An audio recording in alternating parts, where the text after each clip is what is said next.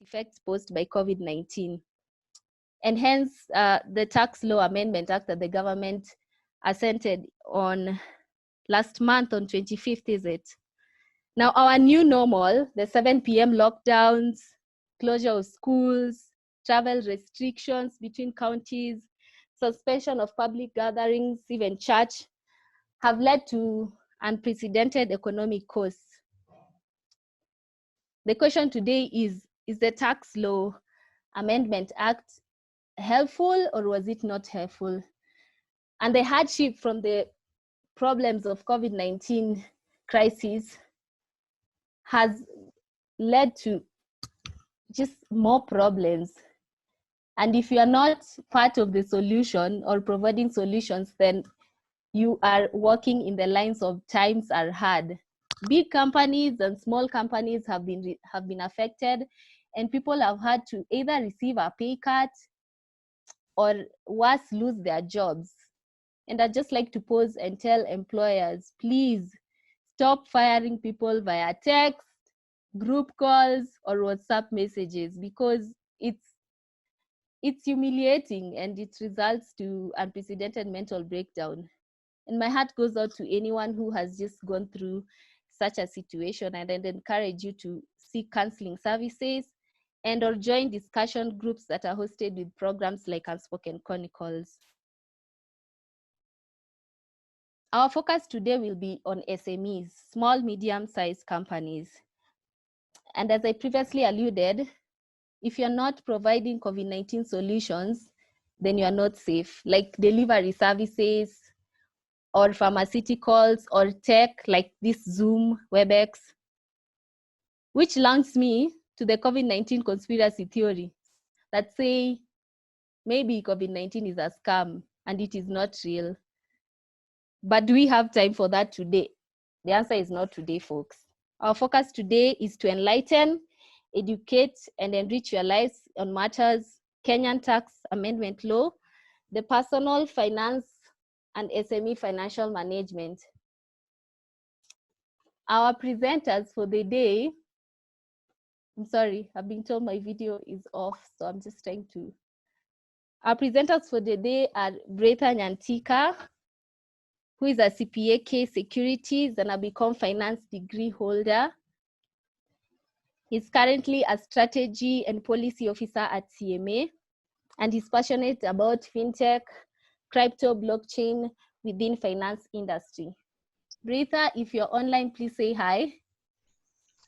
Good evening, guys. Glad to be here. Thank you. Riro Jeremy's academic background is in finance, entrepreneurship, and accounting. He's a visionary and Pan-Africanist who believes that African youth whose mindset is steeped in excellence, integrity, possibility, and growth will be able to achieve the SDGs and realize African Agenda 2063. Jeremy, if you're with us, please say hi. Hi. Hi. And finally, Keldine Owande is a leadership enthusiast, a tax professional with about 5 years experience. He is currently working with Deloitte and Touch as a tax consultant specializing in corporate, international tax, VAT, tax budgeting, and planning. Keldine Owande, please say hi. Very good evening to all of us, and I hope you will derive some value out of this. Thank you. Thank you very much. So to kick things off, Breitner, I'm either on the verge of losing my job, as I earlier said, or I have received a pay cut, or worse, I've already lost my job. And lately, Serikali's idea, loosely translated to government help, I know, no justice done there, has been ringing on my mind. Now the question is, how do I survive this COVID-19 situation? Like, what should I major on and what should I not major on? Breitner Nyantika taking us through personal finance management. Welcome, Breitner. Thank you, Beryl, for having me tonight.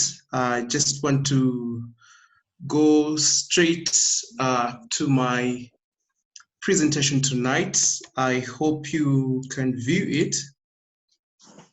Yes. I think really first is to just also share my heart and share my sympathies to those who are either way affected directly or indirectly by this COVID, those who are affected either due to loss of income, those who don't have jobs, or and I mean really those who are affected in any other way. That I just want to reach out to you and just also share my heart and my concern for you during this time. I think my key objective tonight is just I'll be handling two things throughout my presentation. Is how do we survive financially during this pandemic, and then how do we thrive after this pandemic is done. Now, our reports that are with us show that this may take 3 to 6 the next 3 to 6 months, with now more or less the economic implications rolling over to close to a year.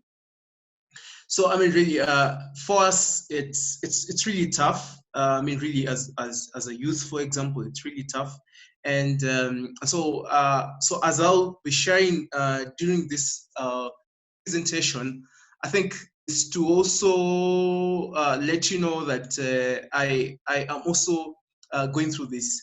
The picture that I have on your screen right now is what the KNBS 2019 survey, just trying to give us a picture of the ordinary Kenyan.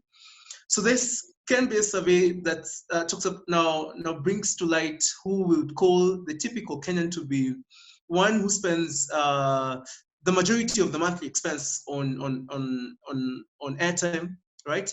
On matatu fares and rent for a single room. So if you're not living in a single room, then you're not a typical Kenyan. By this definition, by this economic definition of who a single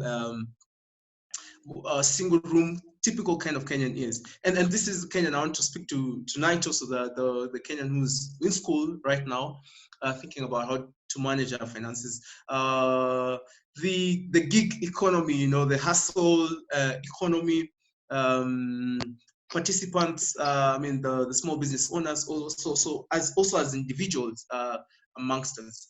Now, at the core, it's personal finance. So it gets as personal as personal. And many financial advisors go straight and and take us, talk about the financial plan without us getting to know where actually the financial plan is derived from. So the first thing, for you to manage your personal finances, the first thing is you must ask yourself do you have a personal plan? And I know most of us have this plan, at the back of our minds somewhere. We think about it, but there's good evidence about actually writing it down.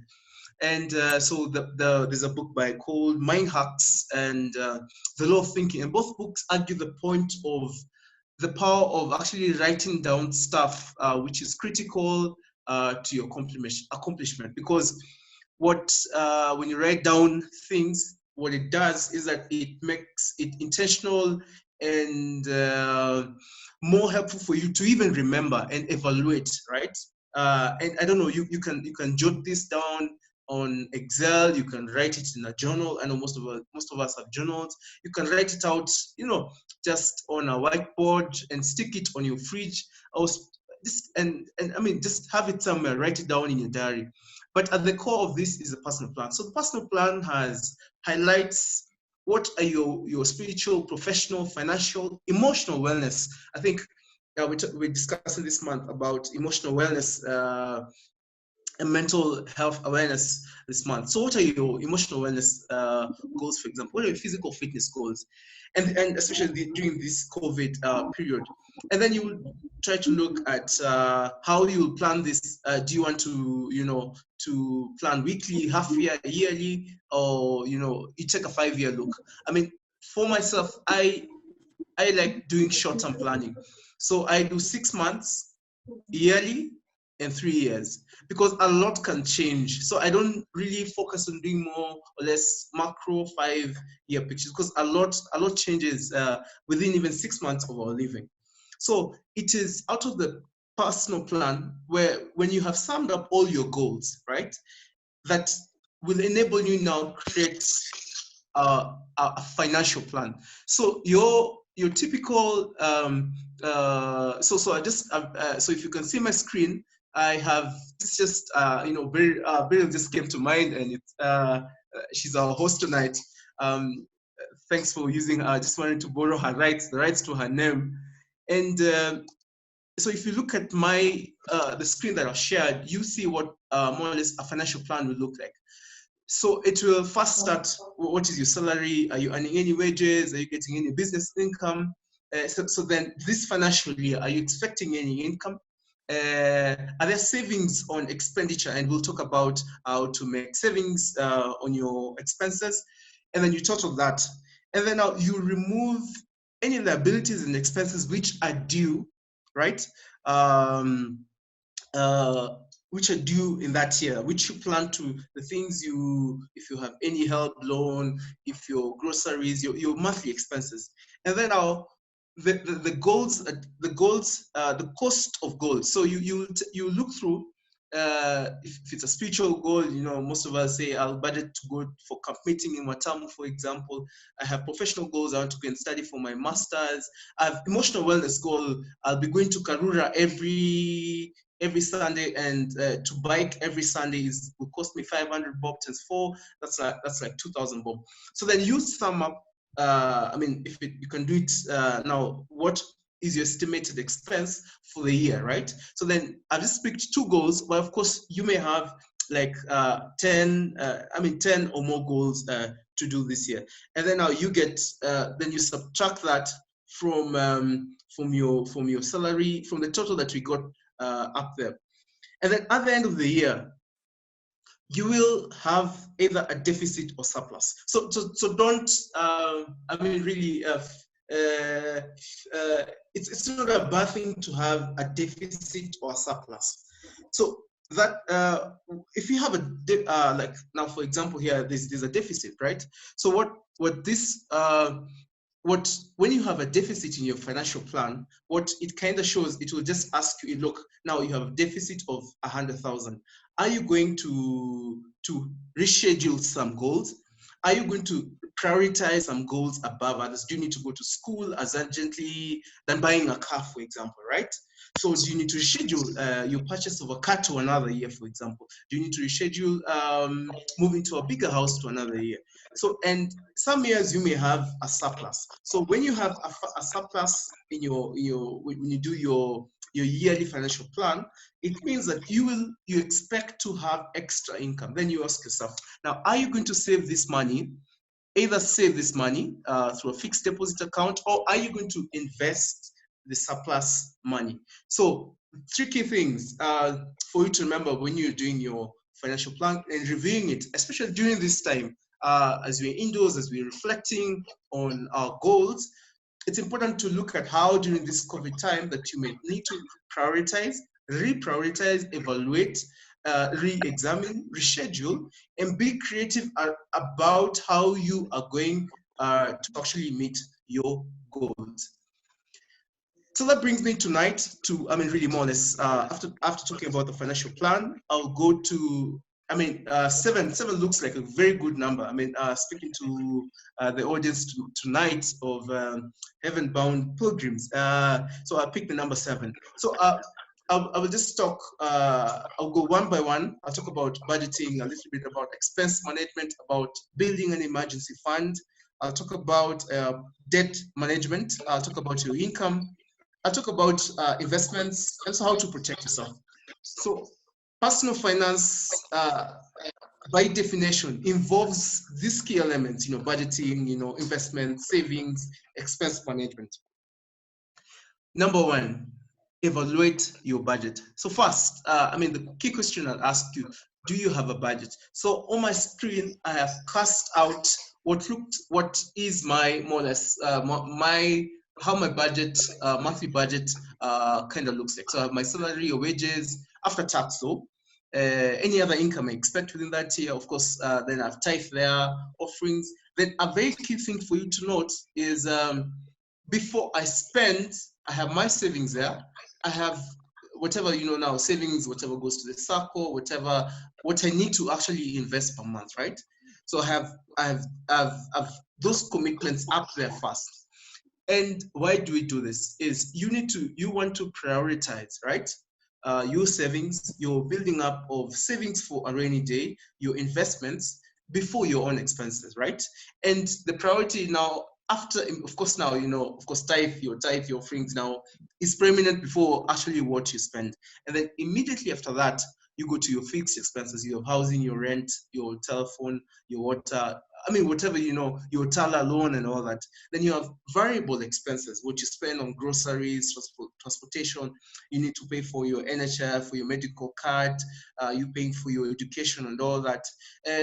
And so I've highlighted two things, which, if you can see my cursor, I have highlighted charity and donations. I think one of the key things, the difference between, in Africa, for example, is one of the key things is you will spend a greater portion of your monthly income on charity and donations. So you have someone is sick, you will give out, you need to send something to your relatives back at home.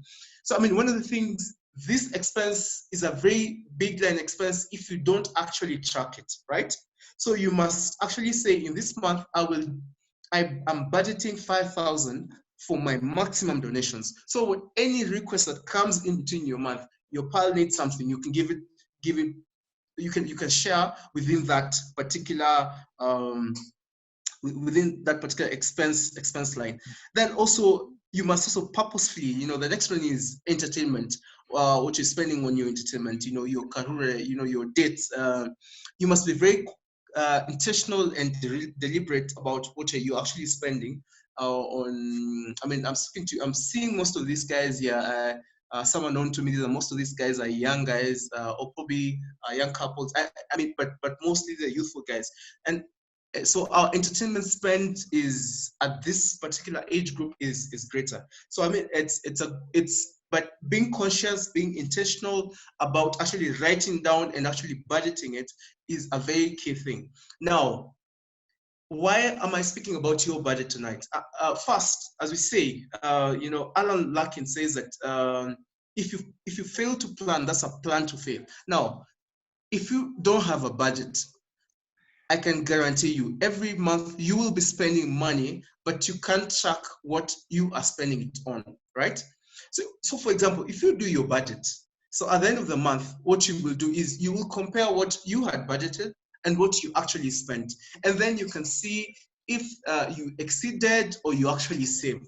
So the budget will help you to actually track your monthly, weekly, if you're a student, if you're doing your weekly expense schedule, it will help you to track and now identify areas where you can actually save going forward. Now, with COVID, the data that we have is that now most employers have instituted between 10 to 25% pay cut. Then, of course, the extreme circumstances where guys are doing 50 or 75, and also those who are who are relying on who are either during this time not earning any income. So, what would I advise you is that you must take a commensurate cut in your monthly expenditure, which is commensurate to your pay cut. So if I get a 10% pay cut, for example, I'll take a 10% or greater. So I'll just put this as a minimum. So if I take a 10% pay cut on my income, I'll take a 10% or greater cut in my expenditure, because we don't know if this situation will abate in the next 6 months. We don't know. So it's always safer, during this time, to actually rationalize,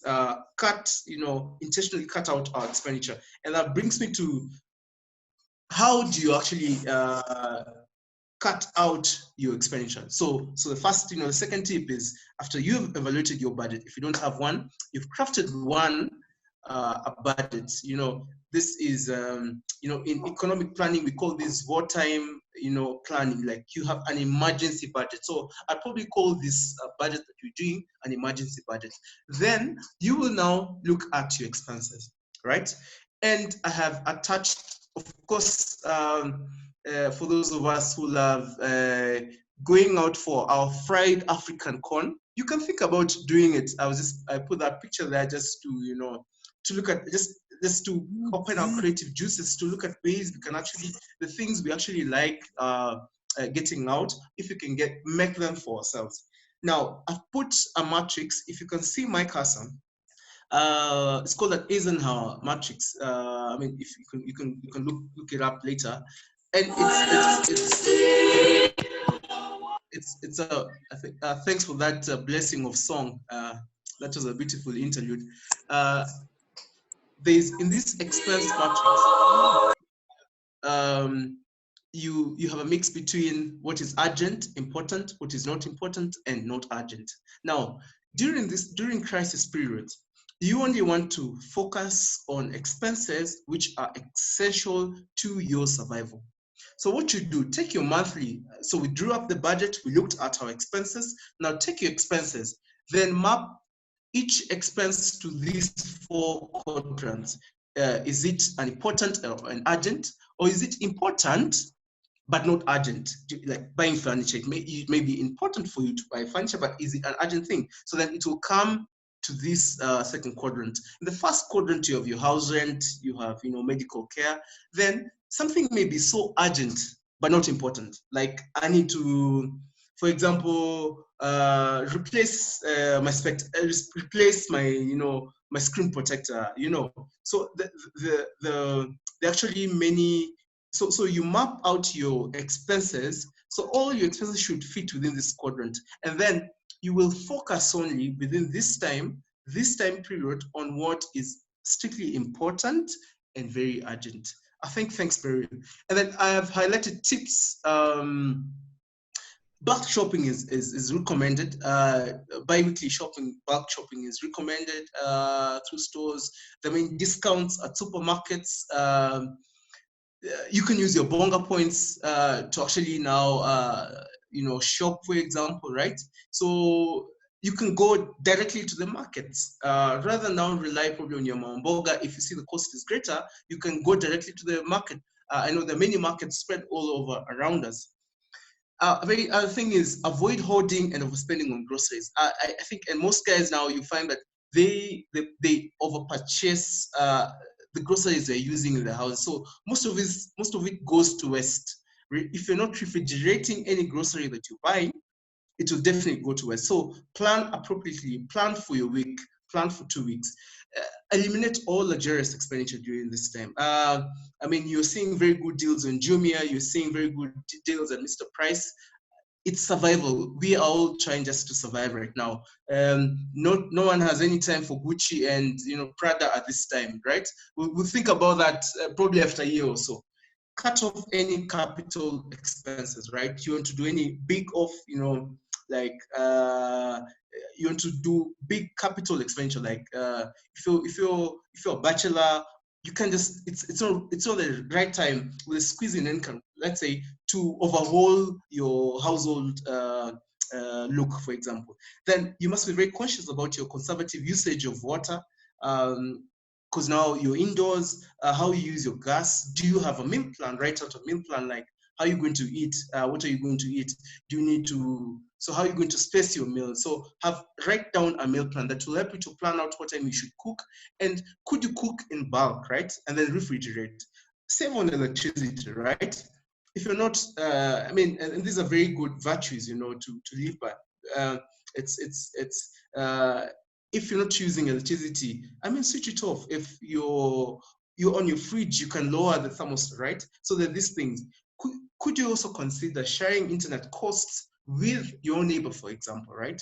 So this, or could you also review your internet, your monthly spend? Could you write out every day and see how much you actually spend on your airtime? And see if you can take a plan, for example, right? A postpaid plan, which can actually now last you, which is more cost efficient. So this is just on a high level view of how to save expenditure. Now, I'll go to number 3. You need to build an emergency fund. So typically, this should come before you actually get to a crisis. But then, even if you're in a crisis, one of the greatest things you can do, a favor to yourself, is, do you have savings which equal to 3 or 6 months of your monthly expenditure saved either in a fixed account, in your bank account, right, or in a money market fund? So do you have cash that can last you 3 or 6 months? So could you, and because we don't know how long this thing will last, right? So we need to be very conscious. So after we have analyzed our budget, we have reallocated our budget, we have talked, number 2, about how to reduce expenses. So the extra savings we're getting off when we reevaluate our monthly expense, is to channel those savings to an emergency fund, right? So build up a very healthy emergency fund that can last you 3 to 6 months. So that 3 to 6 is recommended, just for good practice. Now, to the most thorny issue, I threw up a graph, from the central bank financial sector. Deepening Kenya did do a yearly household survey, and you can see that across the board, most Kenyans are borrowing to finance their day-to-day needs, right? So this is a typical Kenyan, right? And so debt is a serious issue. And we know, even among us, those guys who are dreaming about buying the car right now, right? So I really like one method that I can share with you. First is on debt. The key rule during a crisis period is to continue paying off your debt first. But if you have problems with paying either your student loan, your bank loan, or your personal loan, right, is to or you have loans from family and friends, is to be proactive about it. Negotiate, right? I'm seeing my brother Onuko here. I'll tell Onuko, my brother, I owe you 1 million shillings, but I should have paid it by next month, right? But could we spread this over the next 12 months, right? So I could pay in installments of around 90,000, right? So talk to your bank, ask your bank, I took this loan, talk to whoever you owe money, right? Negotiate with your landlord, right? Your landlord is also on the other side, probably has also bank loans, right? But if you enter a negotiation and say, look, I suffered a hit on my income, but I'm willing to pay off this once things resume. But the only thing I want from you is that now you just reduce my rent by half. So you negotiate. So that's a key thing about us getting through this tough period. Then I would strongly recommend, if avoid unnecessary debt. In fact, I was speaking to some guys, and now banks are the rates are even lower, so guys are more enthused to take personal loans. But the problem is, we don't know how the economy, we don't know how jobs will look tomorrow. So the first thing is, if you can avoid any kind of debt, especially Shylocks, Williamson anakuanga kwa kona hapo, the guy in Tao, I don't want to mention the name because some of them may sue me. So those guys lend you at very exorbitant rates, right? Why would you actually pay for a loan at over 20%? It's immoral, right? So avoid such. So you will be in a debt trap, which will take you years to actually come out. I think I've seen many guys, and a friend of mine who was close to wealthy, right? But because of debt, and I know even in your own circles, friends of yours who are struggling because of debt. So I've on the left of the screen, you have so there's a book by Dave Ramsey. He's a very good Hebrew financial advisor. In his book, The Total Money Makeover, suggests, really an approach to actually how do you manage your debts? How do you get out of a tricky debt situation, especially during this COVID period? Now, first of all, list all of your debts. So start with the smallest. So your Tala loan, then your Sacco loan, and then probably your KCB loan, right? Now, pay the minimum balance on each one. So of course, each one, if you take a loan from the bank, there's a monthly, repayment, circle loan. If you take a loan from your friend, if you're business angels, investors, there's that minimum balance, right? Your Tala loan, in fact, the fintech lending platforms have very exorbitant rates, right? So focus on paying the small debt first. Now, for the smallest debt, pay off even double or thrice what you're supposed to pay monthly and finish it off as quickly as possible. Now, once you're done paying off your smallest debt, now, whatever you were paying for that small debt, you can then, once you're done with the smallest debt, you knock it off your list. The same money that you're paying for that small debt, add it to paying the other debt, so that now you actually finish clearing the other debts in a more quickly fashion. I think and this is the best. It acts more like a snowball, like it's like a mountain. So how are you going to scale up a mountain slowly by slowly, but actually with you conserving your energy as you go through it. So the key trick is this: pay your smallest debts first, and then take the amounts that you have been paying for all your other debts and convert it to pay your remaining debt to finish your debt quickly. Number 5, I love fishing, right? I wish I was in the village.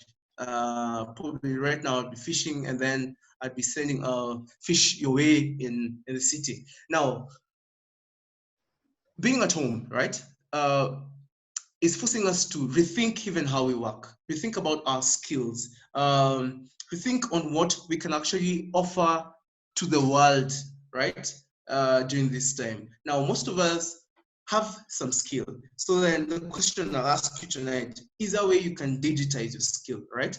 Can you offer remote assistance from the comfort of your room?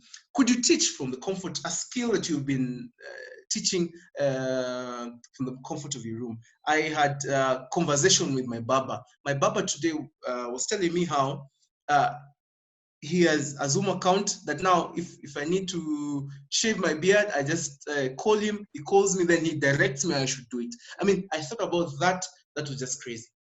And I think, but this is the kind of thoughts that we should actually think about. So do you have a skill set that you can digitize, right? That you can offer from the comfort of your room? Could you learn a new skill during this time? Do you have cash somewhere that you can now, do you have savings that now you can invest to earn either dividends, for example, right? So when Robert Bell, has written a very interesting book, which I like, which talks about how each one of us is gifted, each one of us have our own creative tool set. So art is not left only to guys who are singing, the artists and all that, but each of us in our own discipline, in science, accountants, can be creative. So I would encourage you to get at nuria.co.ke or reach out. I can get for your copy of this book, Blow the Lid Off. So he's just teaching us to how can we earn income in a new way, right? And that's the crux of his book. And there are many other books you can read. So the bottom line I'm asking you is, could you reflect on what extra thing can you do that can actually earn you some income during this time? Number 6, invest cautiously. Now, last week, May 7th, if you see, I have a screen there. I've just Nairobi bows. That's the Nairobi Stock Exchange. Stocks defy virus to gain 264 billion in a month. Now, you'd ask me, is it the right time to invest? So what's out there to invest in a crisis time?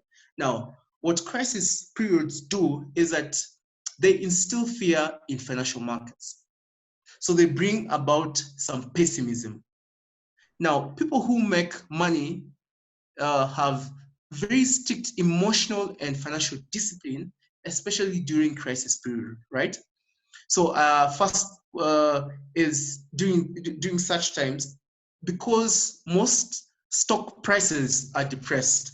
I was just actually looking through my, let me just share with I think this was on 11th of April, Bamburu was at 50 shillings, right? On a 17-year low price. CSC was at 2 shillings and 30 cents. Centum was on a 7-year low of 23 shillings. KPLC was on an 18-year low of 2 shillings and 10 cents, right? So all this, if you look at the stock market, you had, because of pessimism going through the financial markets, fear, right? Most people were dumping the stocks. But when they dump, what happens is the price reduces, right?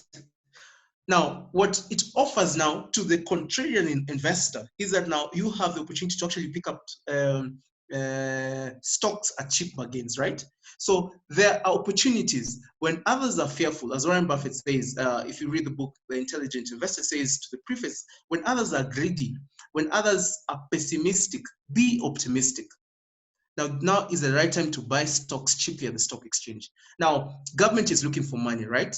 I mean, all of us know how government raises money through the central bank. And so they offer T-bill rates. And the T-bill rates now are in the range of 11%. In a country where inflation is around 6%, when you get a real return of close to 5%, that is a very strong return. So you can think about it. Do you have extra income? Would you put it in T-bills, right? But a key thing also is to look out for scams. I see many guys investing in Forex entities which are not licensed. There are only 2 licensed Forex entities in Kenya, that's Scope Markets and EGA Markets. So we have all these kinds of scams, and Kenyans have been scammed in the tune of billions. So every time you hear someone tell you that he will guarantee a return to you, just know that is a scam. I mean, we can discuss this at length. Finally, as I close, personal finance is as personal as it can get. You are the key asset. You are the key investment, right? You are. So wherever you are, I hope you're protecting yourself. I hope you're keeping yourself safe, especially mentally and emotionally during this time. That will enable you now to actually thrive with what we have shared tonight on personal finance. So for me, thank you for this time. Thank you, Beryl. I'll hand over the mic to you. Thank you, Breitner. Thank you very much. I think my key takeaways have been on the need for personal finance and for listing your debts and renegotiating them. And if you have a pay cut, the need to then, in like manner, reduce your expenditure to that extent.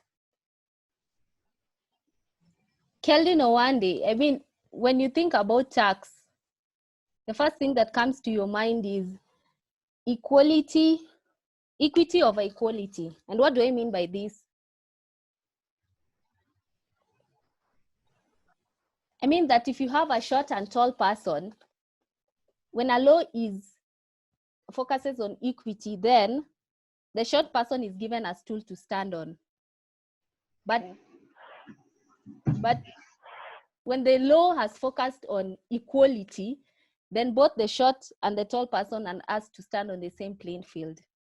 So the question tonight is, Keldine, with the Tax Law Amendment Act, should we celebrate or should we mourn?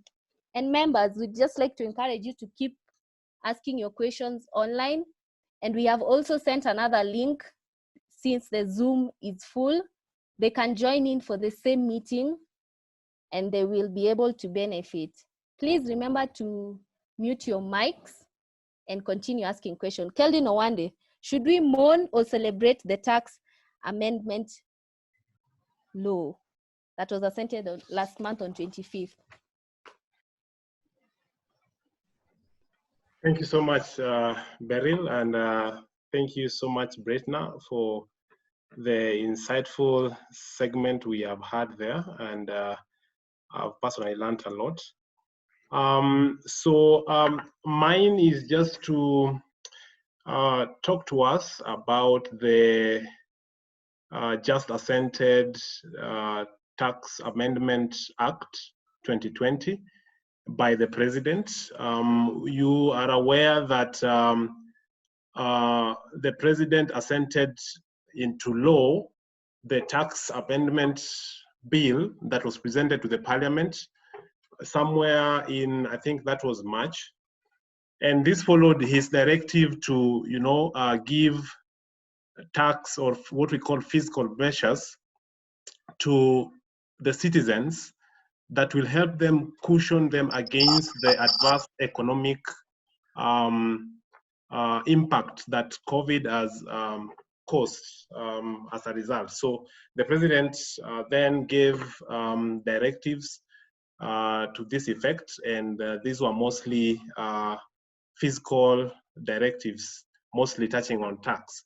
And so the CS for the National Treasury moved to the Parliament and presented what then is called the tax bill, tax laws amendment bill, which then has in it the measures that the government is taking to ensure that the citizens and businesses are cushioned against the adverse economic impact of this pandemic. Now, for those of us who have gotten access to this particular act, it's there, it has been gazetted. You will be shocked as I am that much as that was the intention, most of the policies, the fiscal policies that are contained therein are mostly what economists would call contractionary fiscal policies, in that the taxes that have been introduced and the changes that have been made do not go to the extent of cushioning us from the adverse economic effects of the pandemic. Instead, the government, what has happened is that we saw that there were a number of what we call fiscal consolidation measures, where the government has put in measures to just help in reducing the debt, but also at the same time bridging the gap in the budget. So what I'll do is I'll just summarize some of these measures and tax amendments that affects individuals and SMEs. There are many tax amendments. I know for better part of us, we know of the few that the president talked about, but there are many, many more that came in as a result. And so I'm going to touch on them, and especially those that affect individuals and small and medium-sized enterprises. So allow me then to go straight to the presentation itself. So this amendment affected mostly corporate tax, or what we call income taxes. It affected the value-added tax. It affected also the excise duty, withholding taxes. It affected also what we call personal or individual taxes. And so I'm just going to give us the summary of the whole thing. Now, I'll start with what we call the income tax, and I want to focus on the changes that are affecting individuals. And one such change is that there has been a reduction in the individual tax rates, so that the highest tax rate for individuals is 25% from the initial 30%, which was there. Now, the Act has amended these rates by amending paragraph 1 of Head B of the third schedule of the Income Tax Act. And then the resulting rates is what you see in your screen, so that for an individual earning salary or any form of income, then the tax bands reflected in your screen is what we will have. So I request that those you can just mute your. Owande, hakuna Bluetooth. It's this thing. Okay. Now that I'm also the host, thank you. So so the rates as it is, you'll see that the final band, which is the 30% band, has been scrapped off. So we are left with up to 25%. And this one mostly is helping those who are earning higher, because as you will notice that let's look at the monthly rates, for example, which is what we identify with. you'll notice that those who are earning above 57,000 are standing to gain, because it's them whose taxes were at 30%. Otherwise, the rest of us who are earning below that, this measure is not helping us as much. And if you look at also the measure to reduce the tax rates, this measure mostly is targeting those who have been taxable in the first place.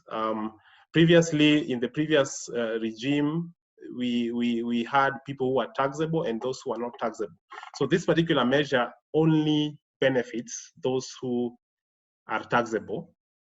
That is to mean also that a vast majority of Kenyans who really are not taxable are not going to benefit from this particular measure. But it is a good measure. And what I've done is that for every given measure, I've put at the bottom of the screen a green or a red to just indicate whether or not it is helpful, and also just to see whether these measures will ultimately achieve their purpose. So that is that for individual tax rates. The next one that has been amended is the personal, what we call the personal relief. Now, personal relief is a deduction that one takes just before you arrive at your taxable income. So the personal relief has been increased from the previous 16,000 per annum to 28,000 per annum. Now, the effect of this is that now anyone who is earning 288,000 every given year and below is not going to pay tax, because the relief, which is 28,800, caters for the entire income, so that 10% of your total income of 288,000 in a year is going to be 28,800, which is catered for by the personal relief. But even for those of us who will be taxed, the relief has increased up by around 11,000 if you do your maths. So that is a tax saving, thereby increasing our disposable income, which is a good move. So that's why I've given it a green. Now, the effective date, because income tax is an annual tax, and most of us had been taxed from January, February up to March at the previous rates, but income tax is an annual tax. That means it is assessed at the end of the year, much as we stagger it every single month, it is assessed at the end of the year. So what this means is that because the previous rates that were used for January, February, and March were 30%, and the personal relief was equally lower, at the end of the year, unless KRA gives guidelines on how to go about this, you will notice that you shall have paid more taxes and you will end up in what we call a tax refund position.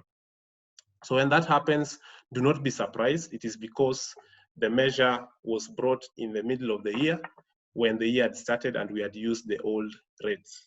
So when that happens, do not be surprised. But I know KRA will issue guidelines on how to go about that, either by allowing individuals to use up that excess in the course of the year, so that maybe in a month or two, you pay less taxes, so that the excess you paid in January, February, and March can be covered, can be used to offset against that deficit.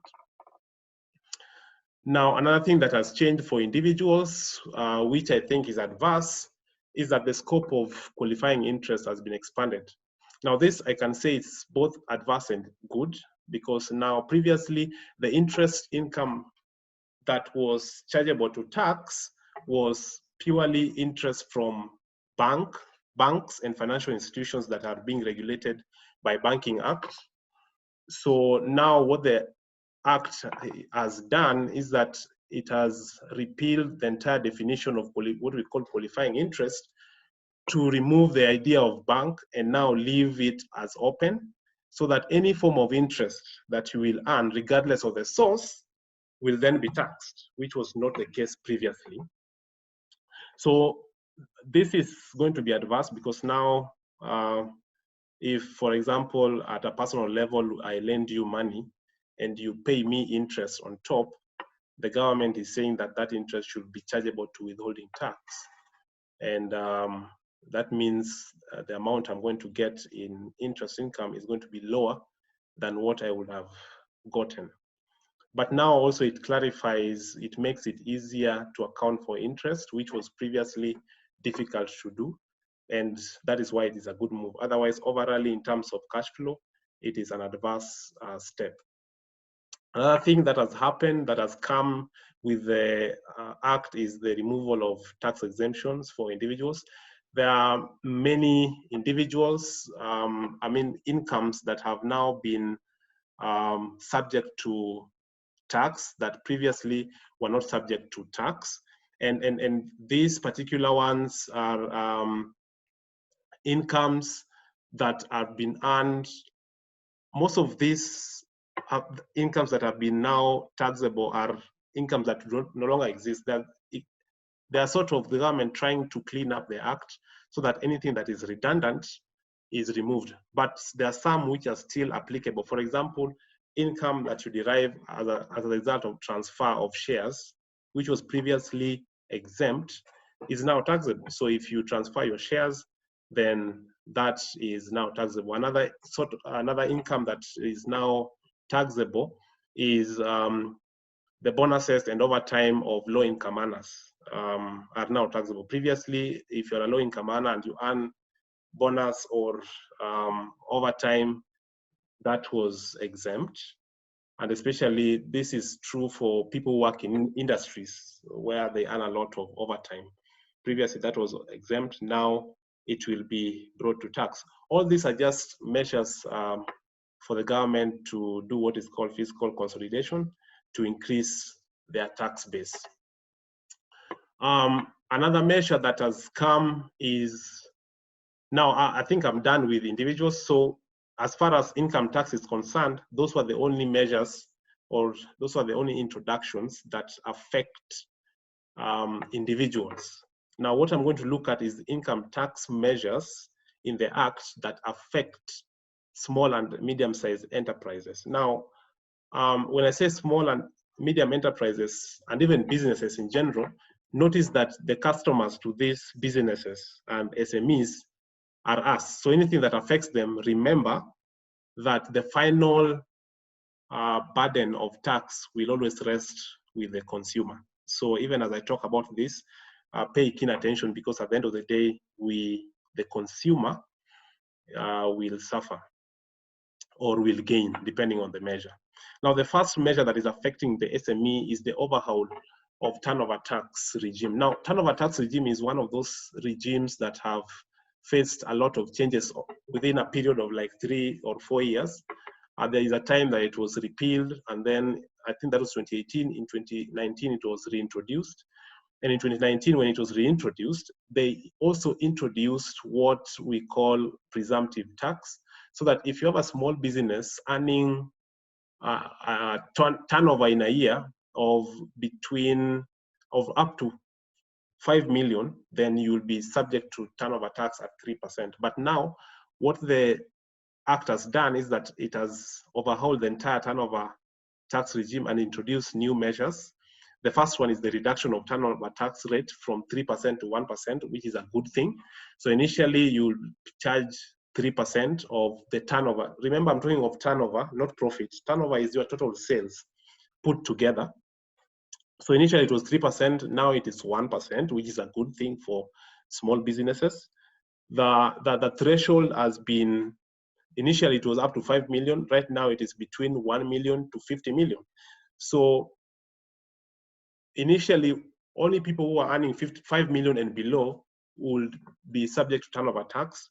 The Act has increased that to 50 million. So that is helping businesses. So if your business is doing well, say you earn up to 49 million, then you'll only be required to pay 1% in tax, which is a good thing by the government, if you ask me. Another thing on the same is that there has been an expansion of turnover tax regime to include incorporated entities. Now, previously, turnover tax catered for only businesses that are not incorporated. That is, they are not registered by the registrar of companies. They're just informal businesses by a business name tied to an individual. It can be partnership or sole proprietorship. But now this has been extended to everyone, every manner of business. So long as your turnover in a year is below 50 million, then in that case, you will be charged 1%, which is a good thing if you ask me. So the businesses will now have more disposable income to do other things. Another thing is the removal of the requirement to pay presumptive tax, which I alluded to initially, or last year. You paid presumptive tax, which was, I think, 15% as you get the business permit. That has been scrapped off. And then finally, the penalty for late filing of turnover tax has been reduced from 5,000 to 1,000. So this is a good measure, if you ask me, by the government to cushion the small and medium-sized enterprises. Now, something to note is that turnover tax does not apply for rental income. If you're earning rental income, this thing does not apply for you. So don't celebrate as yet. Or if you're earning income from management and professional fees, that is consultancies, professional fees, things like training, and any form of management and professional fees, then also this particular part of the act does not benefit you in any way. And also anyone who is earning or who is subject to final withholding tax, like if you're earning qualifying interest, then this particular section of the act does not benefit you. The effective date for that was 25th April, and I hope that we are already complying with the same. Another thing, now, what you see on your screen is a summary of what is affecting now the big boys. I don't think we have any of them here. They hire big people to advise them. But in summary, the income tax is affecting them in the sense that there's a reduction of the resident corporate tax. That is the only benefit they are deriving. That has been reduced from 30% to 25%. There's the repeal of the preferential tax rate applicable to newly listed entities. Previously, if you are newly listed, there were tax incentives that were coming with that. That has been scrapped off, so that is a dent. There is the repeal of the reduced corporate tax rate for companies operating recycling plants. That particular incentive has also been scrapped off.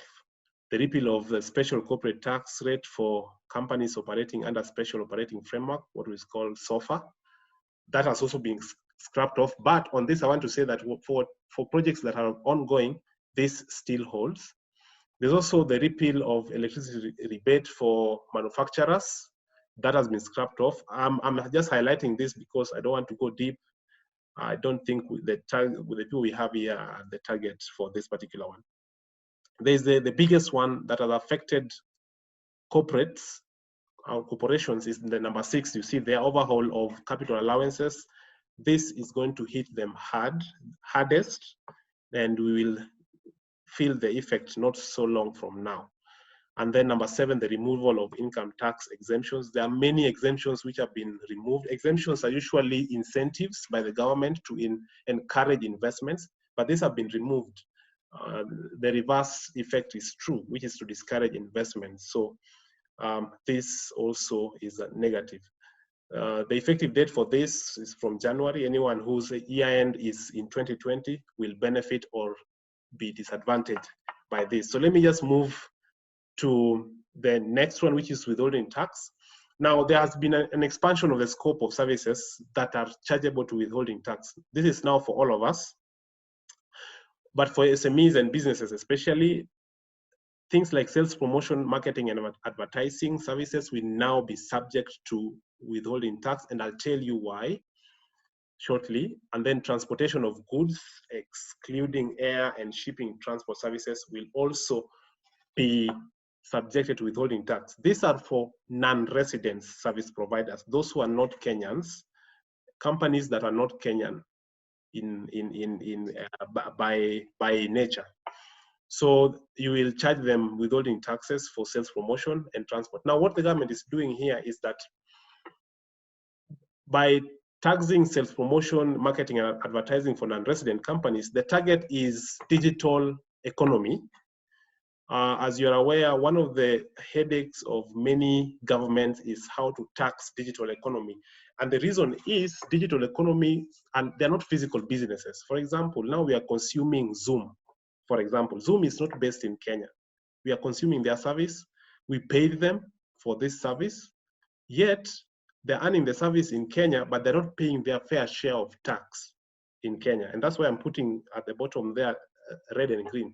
They're not paying their fair share of taxes in Kenya, yet they're earning income from Kenya. Another example is YouTube. Most of us are content consumers on YouTube or Facebook. And I know you are as annoyed as myself that sometimes you're watching your favorite, I don't know, sermon or documentary, and an advert appears, you know, it's so annoying. But the thing is, the person who advertises with YouTube pays YouTube. So it's an income, they advertise to you, they are earning income in Kenya, but they're not paying their fair share of tax. And this has been a discussion that has been held in big spaces. The OECD has been having this discussion for the longest time. The United Nations are having this discussion for the longest time on how to tax the digital economy. And the challenge is that they usually do not have, there's no one country that has a taxing right to the digital economy because they do not have what we call the permanent establishment, the PE. This is more of now international taxation law. So the moment they do not have the PE, you cannot tax them. So the government, what the government is trying to do by introducing withholding tax on marketing and advertising is that anytime you pay YouTube, Facebook, Zoom, or WebEx, or whichever company, online company, then you withhold 20% of that and give it to KRA. And that is the only way they can tax it for now. Now, the danger with that also, that's why I put red, is that at the end of the day, KRA will collect their tax, that's fine. But remember, the final cost, because tax is a cost, that final cost will land on the consumer. So Facebook will push that tax back to the consumer, and it will add it to the cost, and the cost of doing business will be very high. So that's why at the end of the day, still, it is the citizens or the consumers who will pay that tax. So the tax base has been expanded, and it has targeted Facebook or YouTube, but what we call the tax incidence, the person who feels the burden will be the consumer. And that's why I put both red and green at the end of it. So the effective date for that was 25th April, that was last month. Another thing is that tax on dividends payable to non-residents has been increased from 10% to 15%. Now, non-residents are people who do not have residency status in Kenya. These are foreigners. So dividends, which are payments for investments or returns, the tax has now been increased from 10% to 15%. So why am I putting red? You see, if you look at, for example, the Nairobi Securities Exchange, the volumes that are being transacted there, the highest number of equity shareholders in the Nairobi Securities Exchange are foreigners. Most of the investors in the companies in Kenya are foreigners. And so if you increase the tax on their dividends, what you're essentially doing is that you're discouraging them from investing in the country. So this sort of discourages foreign direct investment, what we call FDI. And once that is done, then there is an impact, a negative impact on the general economy. Unfortunately for Kenyans or Africans in general, investment, somehow we're not so keen at it. So most of our investors in the biggest of companies you know of, including Equity Bank, most of the investors are, a vast majority are foreigners. And so increasing the taxes on their dividends to 15% will discourage that investment. But I think what the government is doing is to balance things out, because the corporate income tax has been reduced to 25%.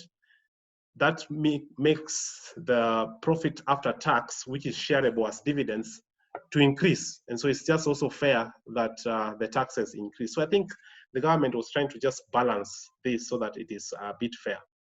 Although the foreigners as investors are going to take the hit.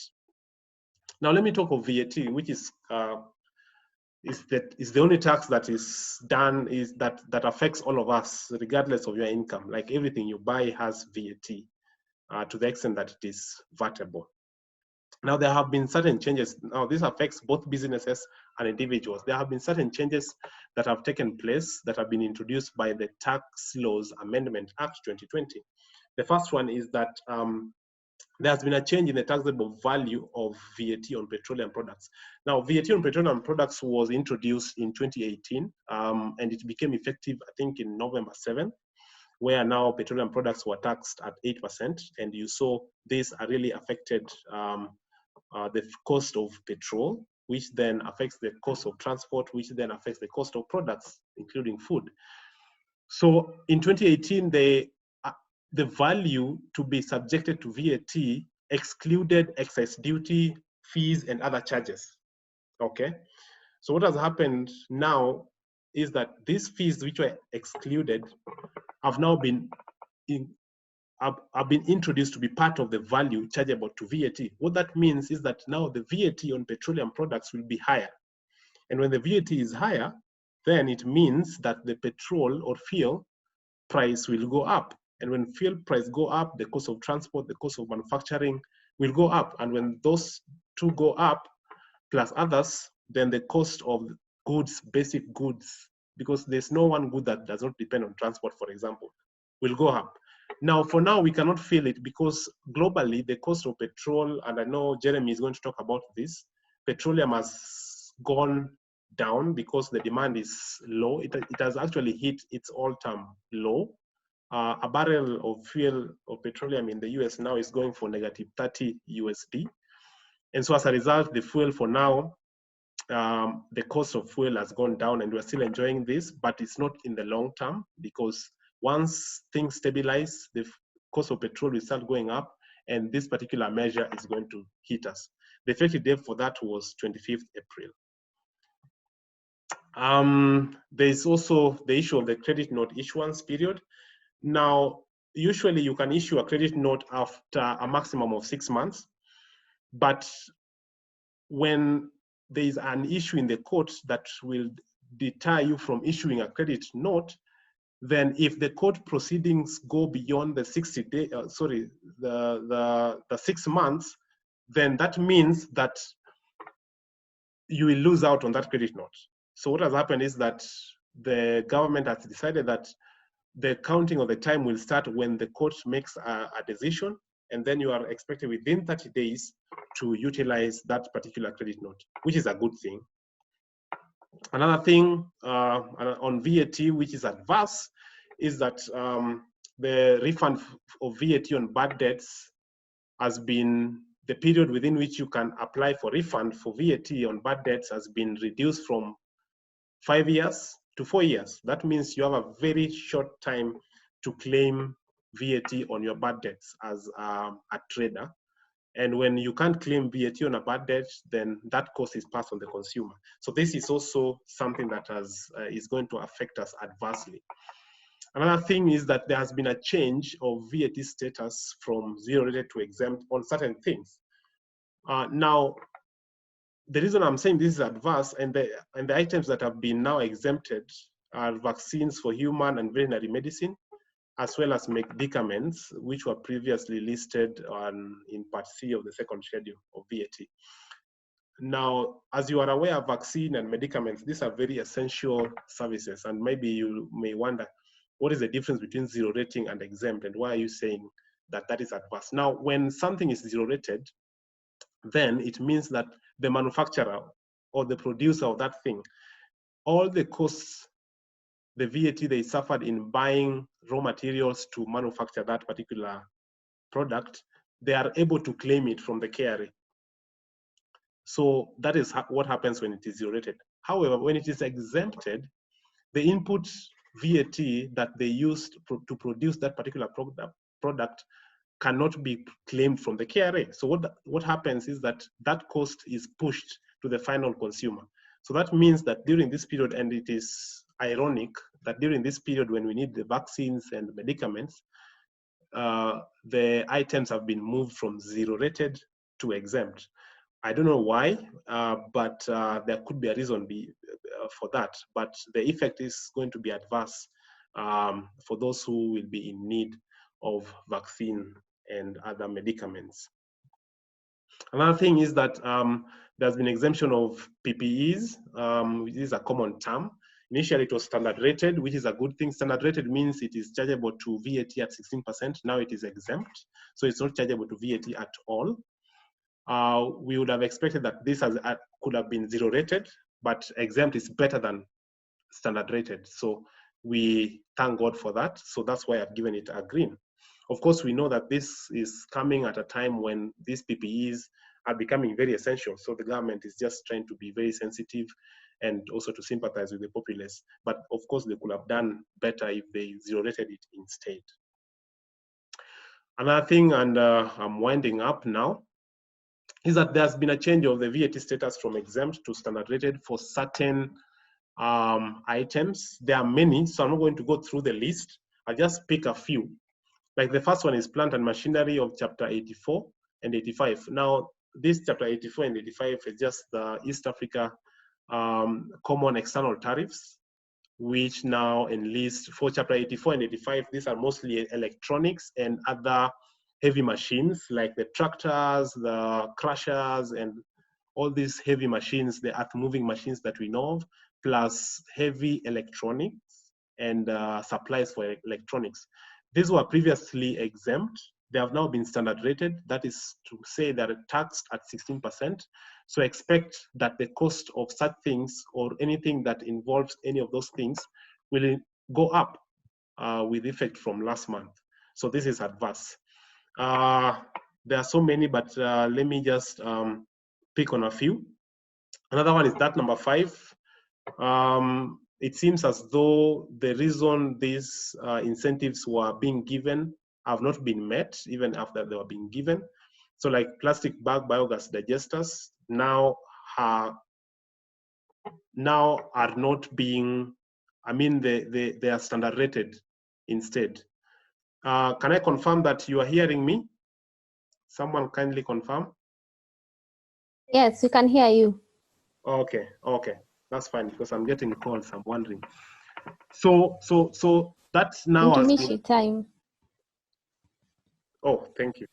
I'm winding up. Thanks.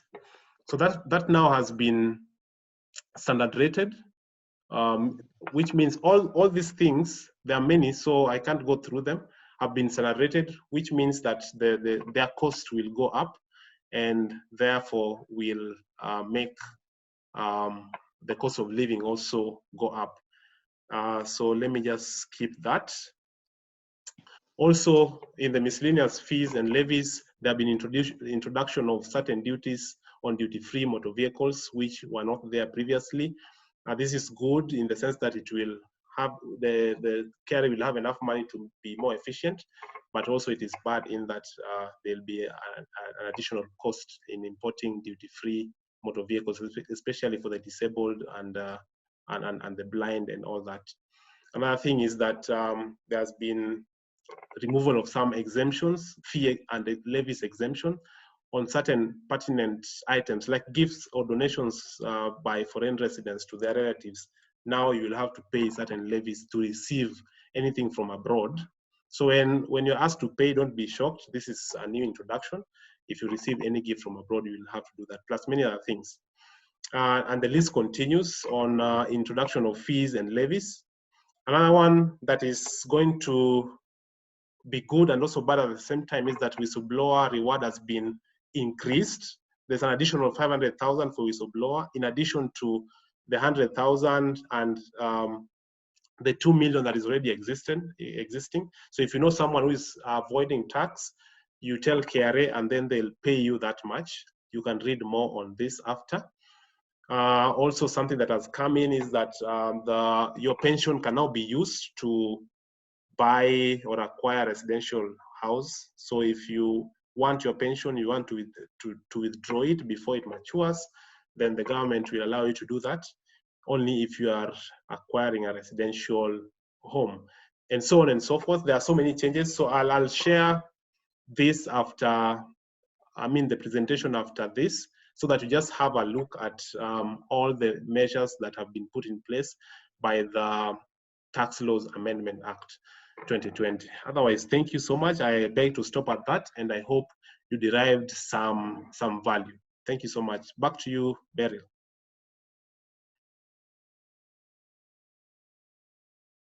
Thank you, Keldine, for the elaborate discussion on income tax based on individual, SME, and withholding tax, as well as VAT, and the many effects that have come into play. Most of you are saying that until you see your pay slip, you are yet to believe the government of Kenya. People, where is your faith? Where is your faith? Jeremy, Riro, hello, hi. Hi, Jeremy. If you can hear me, please say hi. Hi, Beryl. Yes, ladies and gentlemen, please feel free to continue sending in your questions immediately after Jeremy does his presentation. The presenter will answer them. There is also a link that we are sending to the chat group that you can fill so that we can send you the presentations that are being given by members. Now, Jeremy, I am a business owner, and currently Yes. one of my greatest concerns is finances. Like, where do I put my money? Should I pay salaries? Should I pay my suppliers? Or should I add stock? And I realize that financial management can make or break my business, yeah? Yeah.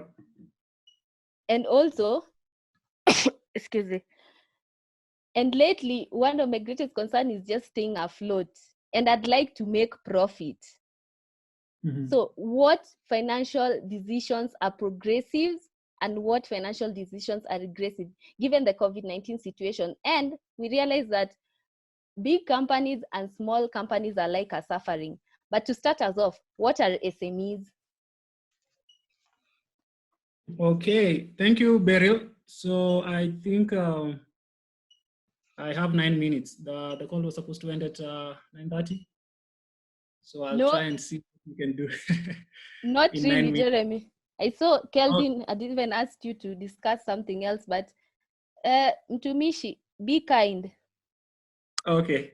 Yes. So I think before I answer what an SME is, I think I'll just dive into laying a foundation for what we're discussing here today, which is the COVID and the impact it is having in the economy, and the trickle down to businesses, and definitely how it ends up hitting us as individuals. And just to answer first what an SME is, so that we're in the same context with everyone who is in this call, an SME is simply a small or medium enterprise. These are not your big corporates. These are your small businesses around that are employing a few people, less than 50 employees, making some turnover that is not so big for KRA to admire, maybe less than 100 million per year. And so I believe most of the people in this call might fall into that category. And for us to understand really the context of what we are discussing, I want us to go right into looking at we first get the context of what this COVID thing is all about and where are we right now. And then after that, we dive into how our business is being affected and how do we get out of that. So I don't know whether my screen is visible. Is it? Yes, it is. Okay, so we are looking at COVID-19, and we are saying there is a triadic impact that it is having on the economy and the people and everything and the way forward. And basically, as an introduction, my name is Jeremy Riro. I'm a financial advisor. I work at Fi Consults. The rest are mere details, not important for now. And so in terms of looking at the COVID situation itself, contextualizing it, and looking at the health impact, the social impact, economic impact, and what's the way forward for the economy and what's the way forward for the businesses. And the last point there, number 6, that's where we find our SMEs and other big corporates, and we're trying to figure out how do we help them to grow. And just to lay context then on why we are the right people to help these guys grow, we focus more on growth strategy for businesses, operational structuring, financial planning and management, and also investment advisory. So that's what we do every day. And so that's why we are going to look into how we can help businesses grow. In terms of contextualizing COVID-19, what we have agreed in our organization is this bad luck that's just met and preparedness. The economy, the global economy was over leveraged and it was weak. And then a pandemic happened and everything came down crumbling. So it started with the health crisis, came to social impact where we are social distancing, and then it ended up with an economic shock. Businesses are closing down, flights are being stopped across the world, and business is falling. So how does the health crisis look so far? And this is data from 12th May 2020. We had 4.3 million people or cases across the world, only 69,000 in Africa, 715 confirmed in Kenya. Interesting enough, out of the 4.3, 1.5 million, a number that is not being put on our screens every day, have actually recovered, which represents about 36% of the total. In Africa, about 24,000 people have recovered. In Kenya, of course, we know 259 as at that day. And of course, there are some number of deaths there which have happened. But the important thing to take away from this as a health crisis is the deaths. Africa accounts only for about 1.6% of the total. So I don't know why it is such a big fuss in Africa. When you come to Kenya, it's just about 1% of the total cases across the continent. So again, as a country, we are not really like one of the top guys there. But an interesting fact for us to look at and maybe discuss in the next call is the recoveries. They seem to be so aligned in terms of that 6, that 5, that 6%. So some people who don't really trust in governments may start asking, is this by coincidence or is this just some number that people are tracking? Anyway, we'll get into that sometime later. So what are the social impacts of this COVID? And we have all experienced this. Part of it is stress and depression. People are depressed and stressed about their jobs, salary cuts, and of course, the economy is really very uncertain. So no one knows about tomorrow. And guys are like, what happens? The next thing is people are not getting close to each other like they used to do before. And so there's a weakening social cohesion among people. People are becoming loners. On the positive side, guys are becoming conscious of their personal spaces. So I don't need people to be so close to me. And for those people who have their private spaces, they are really enjoying this. And then personal hygiene and hygiene in public spaces is really improving, and that's a good thing. Now, to the question of the day, economic impact, which is my area of interest. I'm not a sociologist and neither am I a health professional. So I just track those statistics for my own interest. Now, for the economic impact, now this is where we have a lot of interest. How is it hitting our economy? Hence, the discussion is about Covidnomics being simplified. So the first thing is there's a drop in global GDP. This is, again, high-level conversation that is not really so digestible in this short context. So we'll just leave it at that. But we should know that the global GDP is falling between 0.9 to 2.5%, which means that we are shedding more than $2 trillion in terms of money going to waste. Drop in global FDIs. Now these are foreign direct investments that happen. Other people investing in different countries, and I think Keldine mentioned that when he was talking about the taxes. When guys come and invest in our stock market or they directly invest in companies here, that is FDI. And it is estimated they are going to fall by an average of that 5%. In the first year, the first quarter of the year alone, the mergers and acquisitions where businesses are acquiring others dropped by more than 70%. And it is estimated that the cost to Africa due to loss of supply chain disruptions and the lockdowns is going to be more than 500 billion USD. So when you look at all these figures and these numbers, it leaves you wondering, so where do we fall now? Because the whole world seems to be coming down and crumbling in terms of money, a lot of money being lost, a lot of business going down. So where are we headed and what's really happening? So when you try to extrapolate the numbers and contextualize them for Kenya, we most likely are going to lose about 222 billion Kenya shillings in GDP. That's a natural loss, not through corruption or anything, just because of COVID and the stagnation in business. And again, this could be higher because we're in Africa and our economy is younger and weaker. So we can expect things to get worse. And the bad thing about these economic impacts is they're not going to happen once and you're not going to see them today. They're going to come over time or later, because if you're paid less this month, it means next month you cannot buy more things. And so the effect is going to stay with us a little bit longer. When we now narrow down further to what are the businesses, what are the impacts that businesses are going to have? So of course, cash flows are going to be destabilized. Hence the question of who should I pay? first. Should I pay my employer? Should I pay the supplier? Or what should I do? And then of course, operations are going to be disorganized because now you're working from home and all those kind of things. Business models are being disrupted. And when you talk about business model, we are talking about how you get your inputs, how you process them until when they reach your customers. So those processes are going to be disrupted. And business going bankrupt. So guys are getting broke and closing their businesses. So basically we are saying the crisis mode has been activated and businesses are trying to hang on their lives and survive because customers don't have money, they themselves are not making sales, so everything is crazy. And then there's a working from home dynamics, hence this webinar, because you're working from home. So the positive impacts of this is cost and time savings in terms of, the time you could have spent going to a meeting, you cut on that. And also the time you could have spent going to work, in traffic jam and all those kind of things, and the money, the fuel and everything, all that is saved. And then there's adoption of digital tools for business, Zoom being one of them for communication and meetings, which is very convenient, and others. In terms of negative impact, of course, the decline in employee performance. People are not as active as they used to be when they were in offices. And there's a disruption in organizational cultures and team dynamics. So we're not so close to each other and seeing each other and monitoring each other. The way people work change, and the team dynamics also get affected. But the bottom line is working from home is going to be here with us. We cannot change that. And so all businesses must start now thinking about how do we shift into digital working spaces and remote connectivity for all our employees so that you're able to collaborate and work together.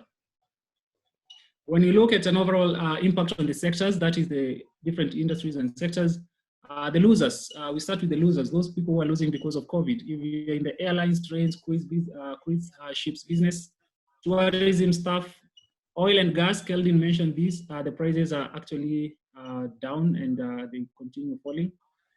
So big time affected. Investment banking, these are guys who organize or who arrange the mergers and acquisitions we are talking about and businesses acquiring each other. So right now, because those kind of transactions are not happening, they're also getting a hit. Traditional retail, of course, where people come and visit your shop, are taking a hit. Professional sports, people are not going to Kasarani and other sports places. And cinemas, of course, we can't go there because there are people there and people have COVID. And then we have the winners. These are the guys who are now like making, sorry?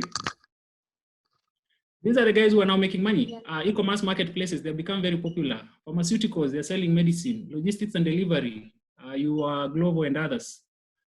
Video conferencing, Zoom and others. I'm made to understand the owner of Zoom is making big money right now from the share price going up. Entertainment streaming, a lot of people are doing this online, both in the good and in the not so good way. I'm told there are groups in Instagram and wherever, where people go there and you pay and you watch people talk and other stuff. So entertainment, gaming and esports is also becoming very popular. People are staying home and playing online games as compared to before.